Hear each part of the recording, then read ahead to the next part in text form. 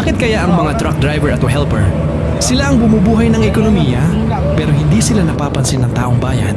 Kasi nakikita nyo lang ang truck, hindi ang tao sa loob. Nakikita nyo lang ang kargang dala, hindi ang sakripisyong bit-bit niya.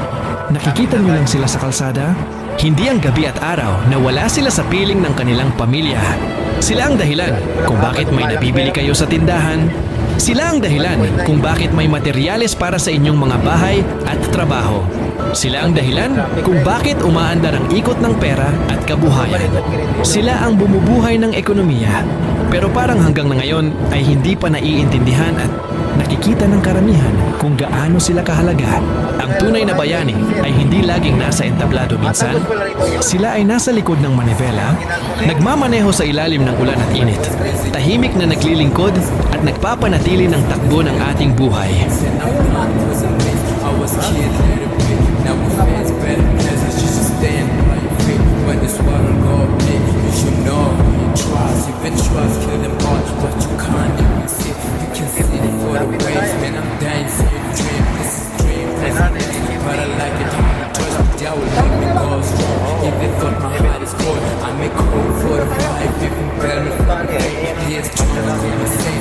But I'm fighting hard. Yes, I can't afford it. They're judging me. Can't even appreciate. I'm not wow. I'm trying to beat a struggle down. This ain't right. How I made my motivation. I'm trying to prove I won't quit.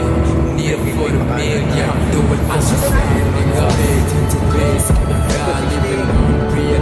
That's a test. I'm a boss. Need a real bill, bro.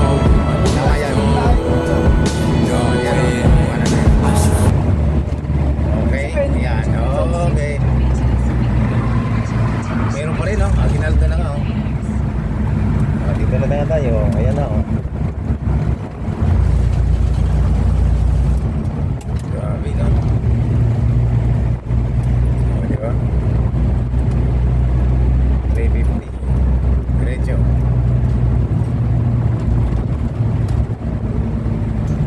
Tuloy-tuloy lang ito, right?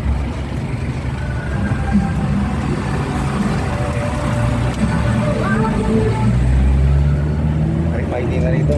Yeah. 200 dos eh. Ha? In right. Yan, may nakano pa, wala pa. 150 parang gumaganon eh. Ha? Wala pa. Tingnan mo.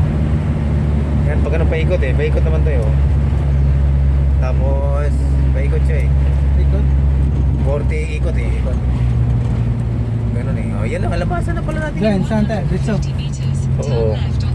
Left, right. Sige, doon ba Ha? muna? Doon muna, tapos left tayo. Diyan tayo, kakaano tayo eh, no? Dasmariñas. Dasmariñas, Imus, Cavite, no? Ay, Imos, das. Yan left oh, yan left. Left ka nga doon. O, di ba? Dito na. Balak siya, no? Balak sa entry tayo mamaya.